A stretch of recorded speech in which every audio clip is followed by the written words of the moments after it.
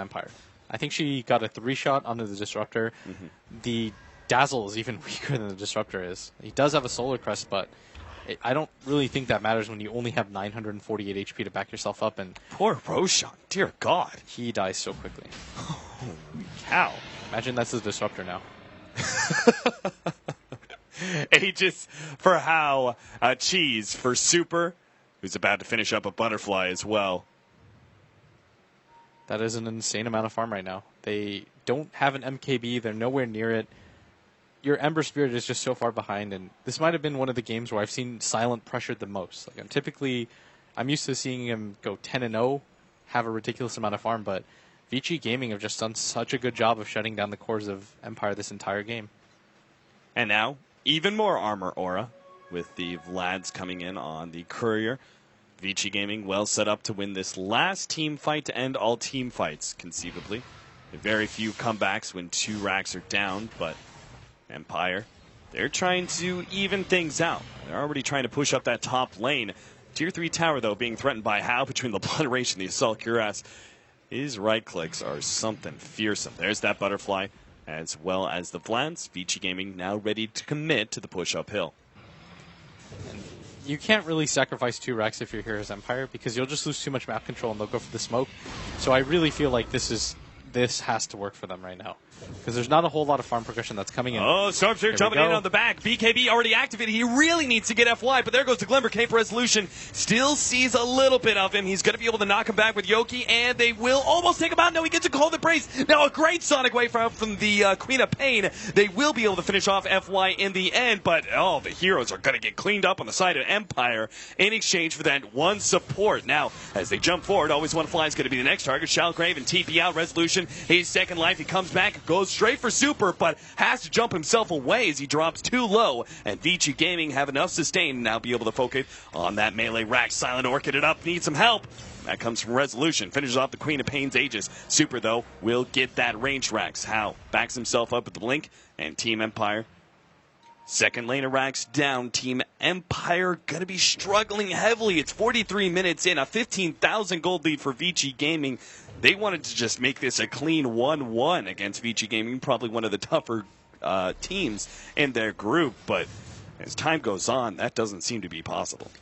It's just insane how long it takes for them to even get the Winter Wyvern down. They had to fully commit 3 heroes in that pursuit, a full BKB timer, the Ember Spirit's life, and they still barely killed FY. His positioning this game has been so good. He's just waiting by his teammates, willing to back people up. He's not even really relying on the Winter's Curse anymore. Just him being alive scares Resolution so much. I mean, the first thing that FY did was a quick blink backwards that actually stalled up Resolution's damage so heavily and played a very key part in the Winter Wyvern surviving as long as he did. Now, How? He's going to be forced into a BKB here. Yoki still has his ultimate. If they get enough bashes, maybe they can kill How, but never mind. Yoki just gets cleaned up nice and fast, swap out, plus the Cold Embrace is there. How? Double saved by his allies, and Team Empire drop another 2 cores. A low hot dance trying to get himself out, but he's going to be run down pretty quickly. Pops the smoke, but FY's there with the blink, and that'll be a 3rd death for Team Empire. Yeah, Aloha Dance is making a valiant effort to try to get out of here, but every single hero on Empire on Vici Gaming right now is in hot pursuit, trying to keep himself away. Oh my God! No, he got crit. That was close. So Vici Gaming, I mean, that's actually really good for them, right? They managed to stall up the Disruptor's death so long that by the time they get through this Tier 2 and Tier 3 tower, Disruptor's still not going to be up.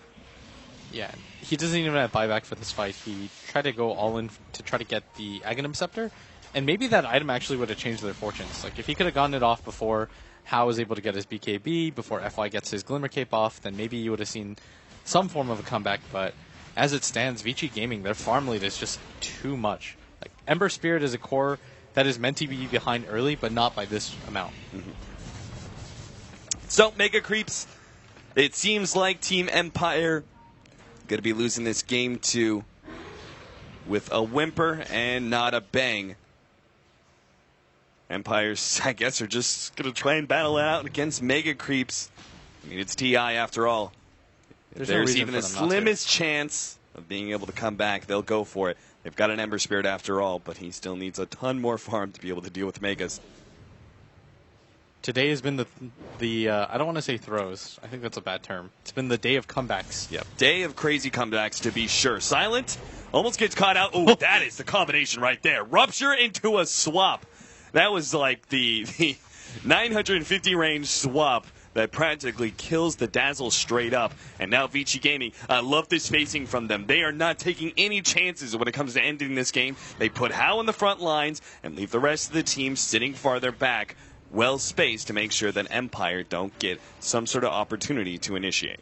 He got Houdini'd. I saw him and then I didn't. And Resolution's going to be the target now. Yeah, he gets blown up by the Sonic Wave now. A Winter's Curse placed on Aloha Dance, and finally there it is. Empire will call it.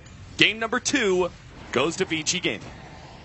Yeah, and I really felt like Empire could have done this, but there were so many errors in that bottom lane, especially where they just couldn't really contest anything. And even with the overall decent mid game that they had with the timings, it just all fell apart so quickly. So we see some of the essentials there for Team Empire to challenge some of the stronger teams here at TI, but they got to get their act together. Right? They really do. They just dropped, too many mistakes here in both Game 1 and Game number 2 to compete with the best. So this is their first series of TI. I'm sure they'll be looking better as the group stages go on. In fact, we have another series. It's going to be Team Empire versus eHome coming up next. But first, we toss to the analyst desk to talk about this game. All right. The score was... What was the score, Syndron? Oh, right. 2-0. 2-0 in the last match. Vici taking the game. I do have some actual legitimate questions for you, though, in a second. Okay, let's see if I'll answer them. We'll find out. All right. So Vici Gaming taking that win. Now, Cap was mentioning that a little bit, too, at the end there. Empire, a lot of people have hopes for for Empire at TI5, but it looks like they were drawing too many mistakes. They do have another match today to prove that they can get back into it. Where do you think these flaws are coming out from for Empire? It's like, is it unforced errors? Is it forced errors in this game? Mm-hmm. I think a couple of them were just flat out overextensions, but I think Vici made just as many of those mistakes. Okay. And then when it came to like the actual team fights that were fairly even, I think Vici Gaming just like one step ahead on the execution. To me, Vici Gaming looked more impressive in Game 1 than in this game. Yeah, that's very true. A little uncharacteristic overextensions, but all in all, when it really mattered, they kept their cool. After giving Empire pretty much a full-on comeback, they just shifted gears and took it home. Winter, Game 2, it definitely could have gone either way, right in the middle. We were like, oh, shoot, is Empire actually going to win? We were having a little bit of a debate back and forth. But Vici Gaming now, I think Syndrome put it nicely. Game 1 definitely looked a little bit more convincing.